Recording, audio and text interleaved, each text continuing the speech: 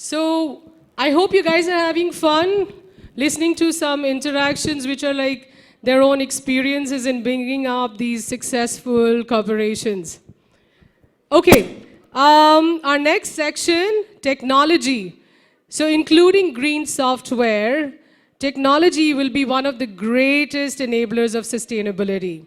In this session, which is our next session, we will cover what is green software, why as software practitioners we need to care about sustainability, and what it means to design and deliver green software applications.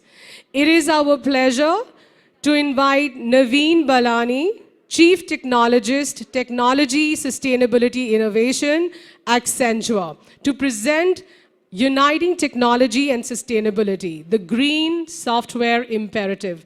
Please put your hands together in welcoming Mr. Navveen Balani.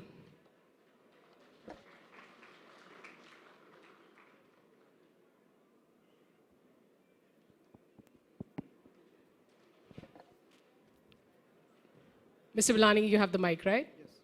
Great. Can you all hear me? Well, Do you want to try this? yeah, good afternoon, everyone. I'm Navveen Balani. I'm a Chief Technologist with Technology Sustainability Innovation Group at Accenture. I'm also a Google Cloud Certified Fellow. So in this session, I'd like to talk about how do you unite technology and sustainability, why as software practitioners we should care about sustainability, followed by an introduction to green software, and how do you design, develop, and deliver green software applications. So let's get started. So technology is no doubt a key enabler for sustainability. Technologies like AI, blockchain, IoT, all driving various sustainable use cases, be it transparent supply chain using technologies like blockchain, ESG monitoring and reporting, or maybe tracking real-time carbon using Internet of Things and sensors. But with the rapid adoption of technology, or in general any digital technology like AI, IoT, blockchain, is causing carbon emissions and hence greenhouse gas in general, which leads to global warming. And with the current exploration rate, it is estimated that in 2040, the carbon emissions from the ICT sector would be around 15%, which is quite alarming.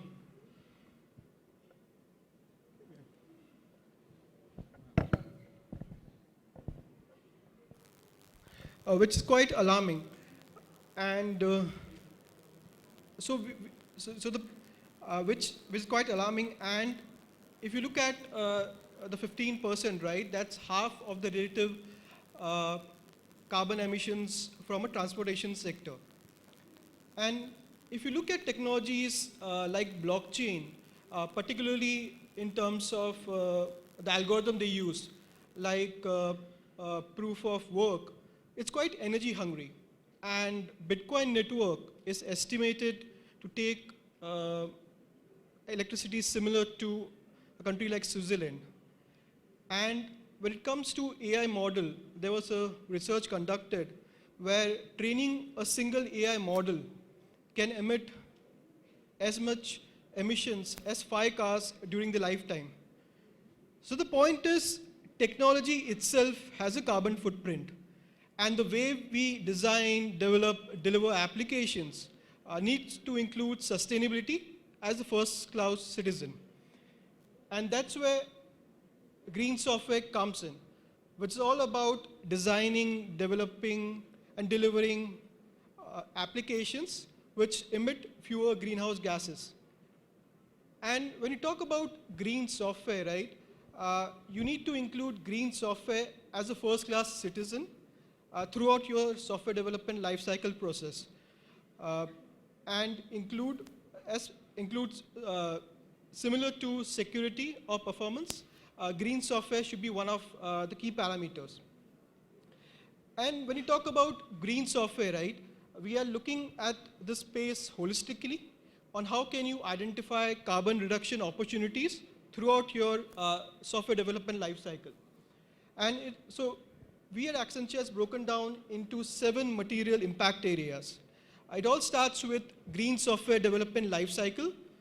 For instance, what choices you are making for architecture, what programming languages you are using, and how do you integrate carbon footprint as part of your DevOps process.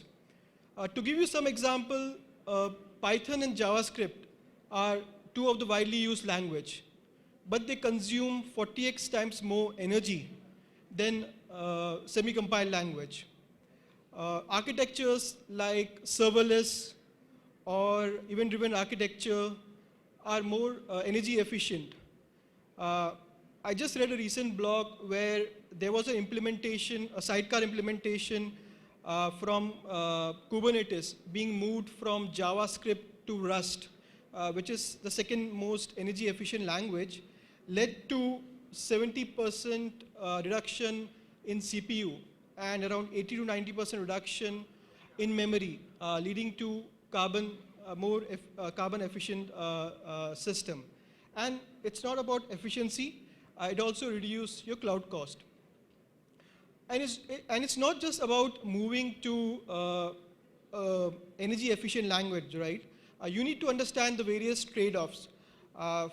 For instance, you will not move your for your ML machine learning development, right? You will not move from Python to C because the required libraries are not available or you don't have the required skills.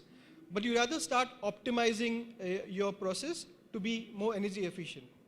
The second area that we are working on is green user experience, on how can you create energy efficient UI applications, be it for web, mobile, or in future metaverse. For instance, how do you create energy efficient 3D models, energy efficient 3D scenes? How do you blur the virtual and the physical reality in an energy efficient way? How do you simplify user journey? And with green software, we now have an opportunity to get and build energy efficient metaverse right from day one. The third area that we are looking at is green AI. So if you look at a typical AI or ML lifecycle process, it has various stages. For instance, you have data acquisition, data cleansing, data validations, model building, and you iteratively develop models, and then you finally have an inference model and you do an AI delivery. So at each stages of the AI ML development, you can bring in carbon reduction opportunities. For instance, how can I create sustainable data pipelines? How do you take care of accuracy and energy efficiency? What kind of ML architectures and framework you can use? Can I use a pre-trained model rather than developing my own model? And we did a very simple experiment of a relatively small AI model, and we found out that gaining an accuracy of 2% from baseline led to 700% jump in energy. So basically, you need to be aware of when do you want to stop training your AI model and build all these AI principles as part of your green AI practice. The fourth area is around blockchain, on how can you create energy efficient blockchain applications. For instance, how do you design the blockchain network? How do you create smart contracts? And especially with the talk around digital currency and non-fungible tokens, blockchain will play a significant role. So we have an opportunity now to create applications in a more energy efficient way. The fifth area is around data.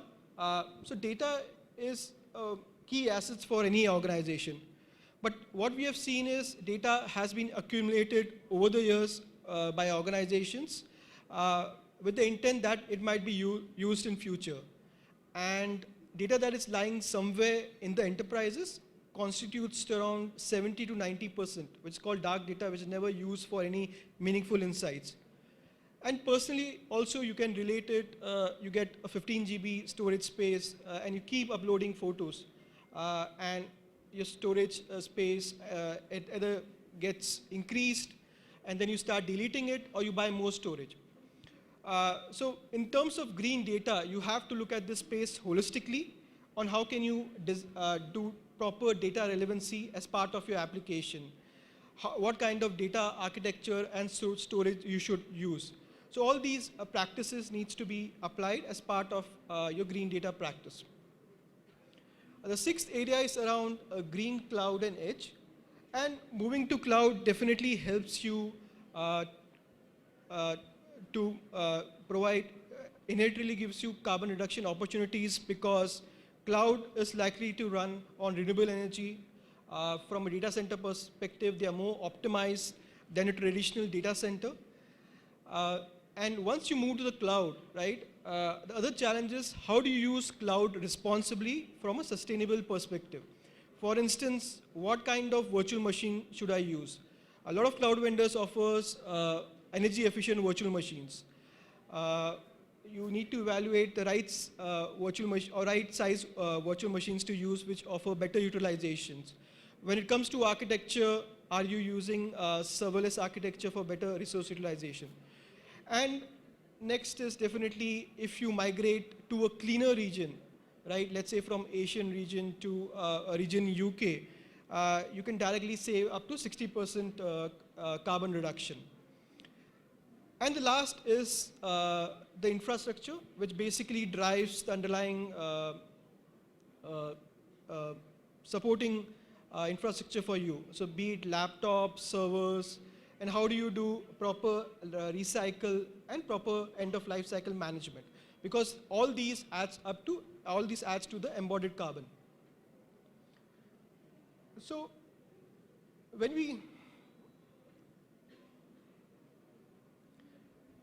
green software being a relatively new area, all organizations needs to come collectively, apply their collective thinking to create new specifications and innovations in green software. And that's why we co-founded the Green Software, which is an Linux, open source Linux community for advancing green software development and principles. So as part of Green Software, we started with 4 organizations. We are now a 32-member organizations, and all are working towards 4 key aspects. The first one we are working on is specifications, creating the first specification, which I'll talk about in the next slide, called software carbon intensity.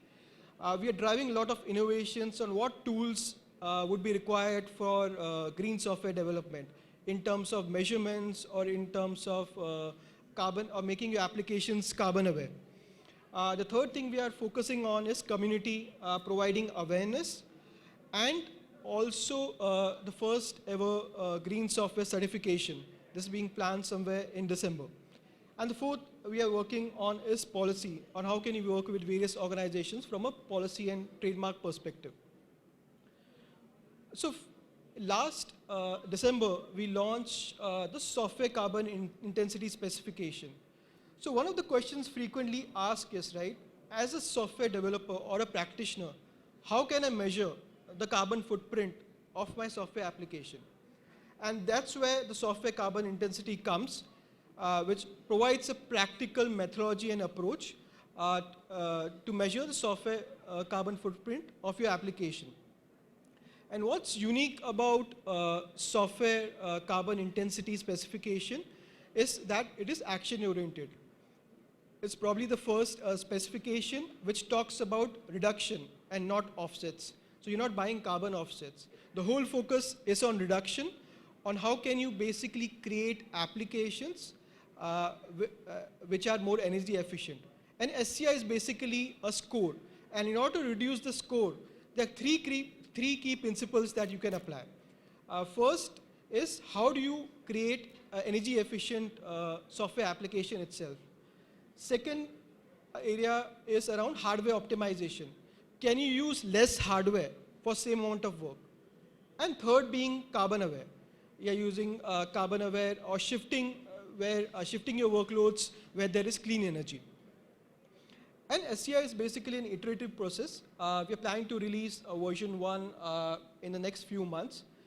And from a methodology perspective, it is built in a way so that any software practitioner can develop it. It consists of five phases. So you all start with defining the software boundary. For instance, what is my software stack? And for each of the software stack, you go about calculating it, whether it's a real labs measurement or directly from your production server. You define the functional boundary, and you also define the functional unit. For instance, function unit defines how your application scales. For instance, let's say for a credit card company, it can be transactions per second. Or for a B2B company, it can be users. So if you define the function unit, you do calculations, and then finally you calculate the SCI for each component, and finally you get the carbon equivalent per user per transaction based on your function unit. And if you look at the equation, it's quite simple. It's energy consumed by the software system into the intensity at that point of time, plus the embodied carbon, which is the servers, the racks, and everything you are using, divided by the function unit. Now let's look at how you can apply SCI to a real-world application. Let's take an example of a financial application which takes inputs from various data sources, like takes daily data or market data or historical data, and it is basically consumed by a data processing environment which cleans the data, and then you have an artificial AI component on top of it which basically generate insights, and finally you have an API model, right, where all the insights are delivered as an API through the compute environment. Now, if you want to calculate the SCI for such kind of digital application, you'll first define the software boundary. In this case, the technology stack itself is a software boundary. Then you go about defining the function unit. In this case, the function unit can be transactions, or it can be based on user. Then you define SCI component for each of these software stacks. And each of these software, right, can have a dependency on other layers. For instance, the AI or analytics environment requires data compute environment to be available. So you calculate SCI for each of these components, and then finally you calculate the total and divide it by the function unit. So you basically get carbon equivalent per the function unit. And then you can basically integrate this as part of your performance engineering to identify what is your software or SCI score, right, after every release. And then based on the three principles which I talked about, right, write energy efficient code, or do hardware optimization, or use carbon aware load shift, right, you can bring down the SCI score. So this gives you a baseline of what is your carbon footprint of your software application. Now when it comes to tools and technology, right, these are some of the tools which are currently, I've listed them, which are currently can be used to measure the software carbon footprint of any software application. And all cloud providers, right, be it Google Cloud, Azure, AWS, are now providing a carbon dashboard, right, where you can look at the carbon footprint of your software application. And there are open source alternatives which you can use to get a view across your cloud stack. Similarly, for AI, you have tools which you can integrate as part of your model building process. There are simple web-based tools where you can just type your web URL and get the carbon footprint of any software application. The one it's listed on the right-hand side is the carbon evaluation of google.com, which you see, right, if you look at the Google page itself, right, it doesn't have much images or any artifact, just a simple box. So it has the least carbon footprint, and also hosted on Green Region. And next is tools around code base, like where you can integrate it as part of your, let's say, Java engineering process, add tools to understand which code is taking more energy as compared to rest of your stack. And through Green Software Foundation, we have the Carbon Aware SDK, which is coming, which will provide you an SDK on when and where to run the run your workloads, so you can leverage clean energy as part of your application. So this concludes my presentation. I just want to give back one thought is, see, we all as software professionals, right, have a responsibility to create energy efficient application and to basically embed the principles of energy efficiency and reduce carbon, right, as part of your entire software development lifecycle process. And we all as software practitioners can contribute towards a greener planet. Thank you all for listening.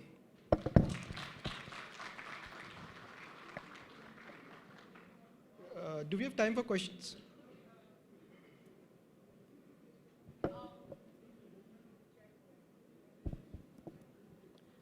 Can you guys hear me? Fantastic. Mr. Balani, thank you so much. Who would have ever known that we'd be adding green to software? I mean, that's like a couple of years ago, we wouldn't even think about it. So thank you so much for enlightening us. We are open to questions. So, yes, please.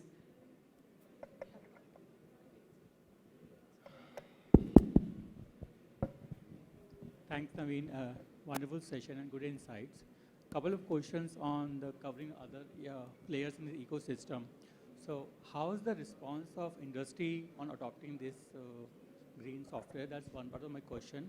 And the second part is, we know the journey of like Android OS and these OS. They have been into world where when we had 1 GB of devices, now they talk about 8 GB of devices, right? So OS plays a major role in this energy consumption when we develop any software on top of it.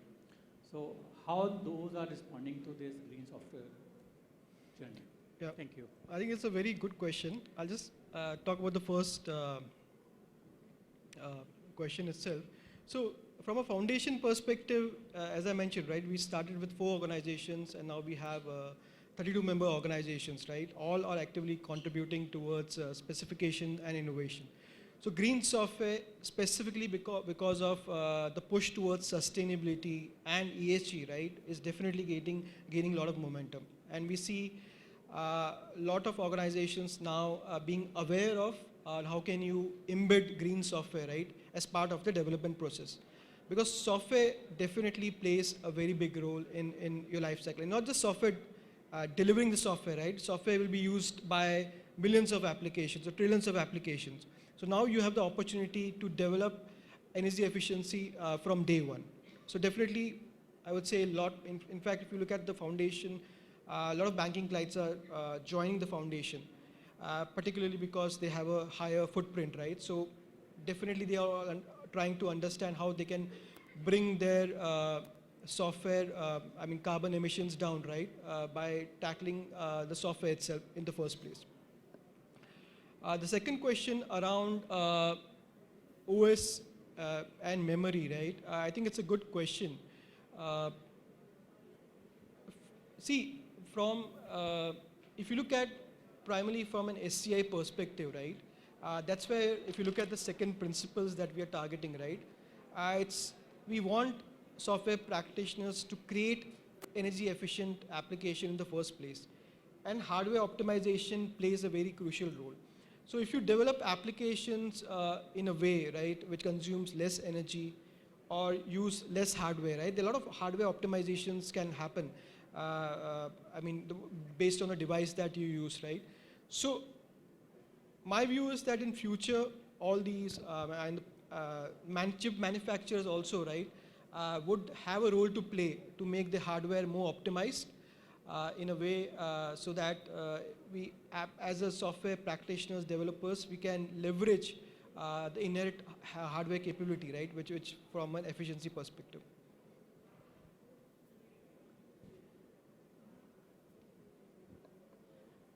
Any more questions? Any more questions, guys? Sure. Hello. Thank you for the insightful presentation. The question that I had is, all of these tools that you have mentioned are primarily focused on measuring the emission, right? Is there anything that is for the developer community where we can start from the libraries on how to develop a green efficient code baked in so that the outcome, which is a greener software, may automatically come in? Yeah, again, that's a very good question. As part of the Green Software Foundation, we have a project called Principles of Green Software Engineering. So we plan to publish a series of recipes which can help you develop green software applications. And secondly, I also mentioned about the certification, right? Once we release a certification, we'll also release various modules which can help you to design, right, green software applications from day one.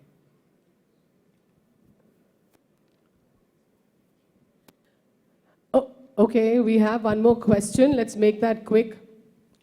Thank you for this presentation. So how modernization is different from green software, green computers? Because it's a journey towards cloud, adopting serverless, as you mentioned, it's going to be, and also moving towards new stack, which is going to generate less power.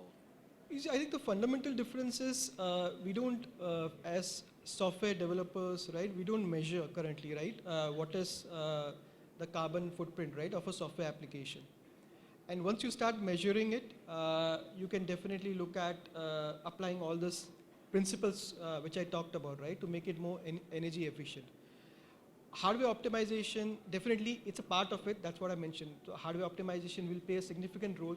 But if you develop your applications in a more energy efficient way, you will definitely require less hardware and compute to run on it. Okay, I hope that answers your question. With that, we'll close this round.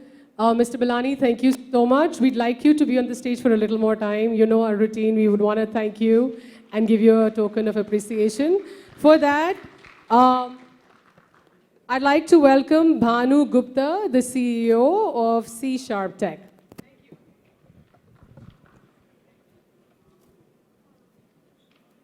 Guys, a bigger round of applause, please. Thank you.